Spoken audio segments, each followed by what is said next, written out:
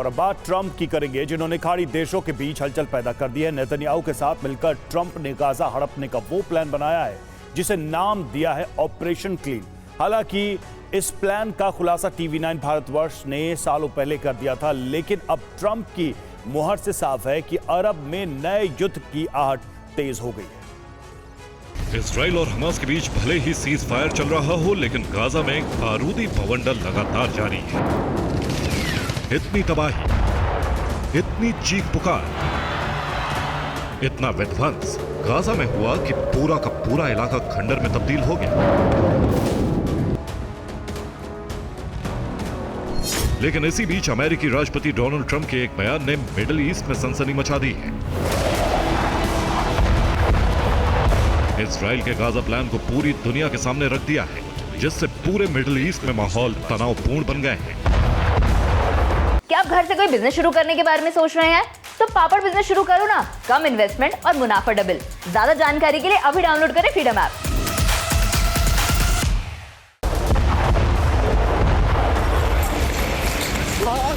Trump के उस बयान को आपको सुनाएंगे, पूरी कहानी आपको बताएंगे, लेकिन उससे पहले आपको बता दें कि डोनाल्ड ट्रंप ने अमेरिका से बाकी देशों को दी जाने वाली विदेशी सहायता पर रोक लगा दी है।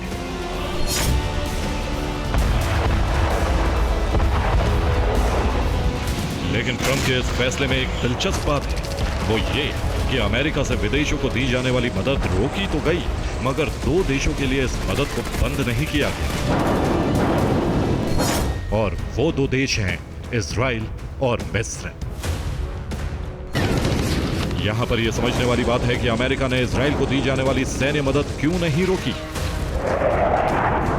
क्या इजराइल के बहाने ट्रंप कहीं और निशाना लगाना चाहते हैं? तो इसका जवाब है हाँ।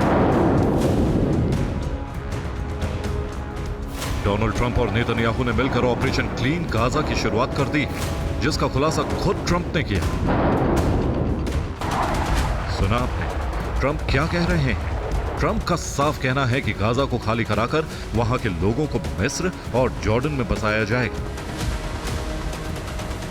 जिसका ब्लूप्रिंट साल भर पहले ही तैयार हो गया था, जिसके मुताबिक गाजा के 23 लाख लोगों को मिस्र और जॉर्डन में बसाया जाएगा।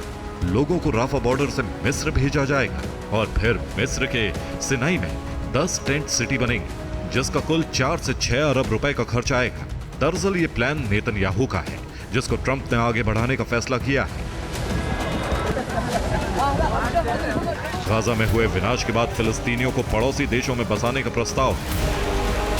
ये खबर 25 अक्टूबर 2023 को टीवी9 भारतवर्ष द्वारा रिपोर्ट की गई थी, जिसमें कुछ टॉप सीक्रेट दस्तावेजों के हवाले से इजराइल के गाजा प्लान के अंतिम चरण की जानकारी दी गई थी।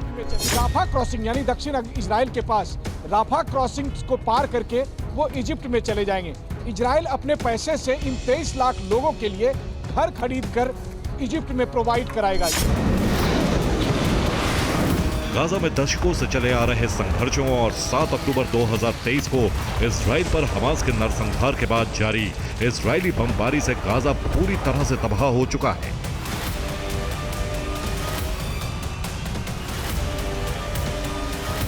अब सवाल उठता है कि आखिर कैसे गाजा के लोगों को सिनाई मरुस्थल में शिफ्ट करने का प्लान है।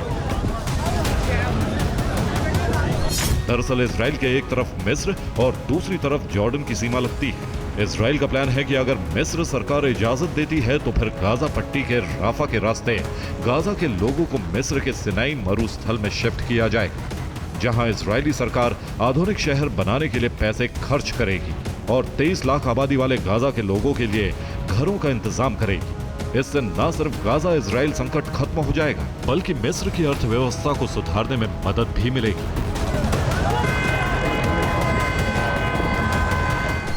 डोनाल्ड ट्रंप ने जॉर्डन और मिस्र को फिलिस्तीनी शरणार्थियों की जिम्मेदारी लेने को कहा है। उन्होंने गाजा को विनाश स्थल करार देते हुए अरब देशों से शांति स्थापना की प्रयास करने को कहा है। एक तरफ भले ही ट्रंप ने जॉर्डन और मिस्र पर फिलिस्तीनी शरणार्थियों को पनाह देने की अपील की है, लेकिन दूसरी तरफ दोनों ही देशों ने इसका कड़ा विरोध किया है।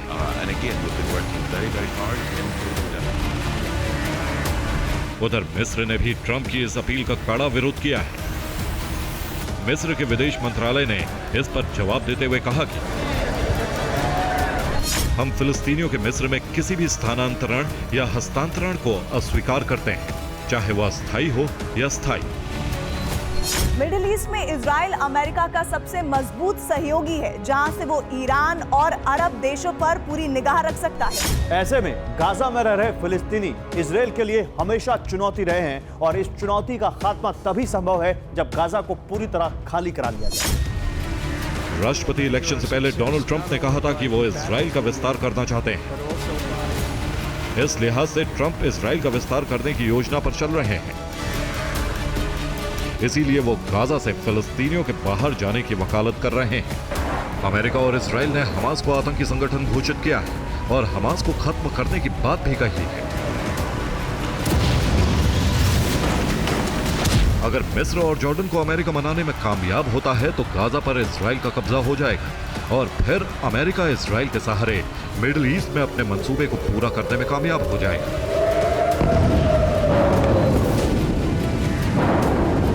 Bureau report, TV9 भारतवंश।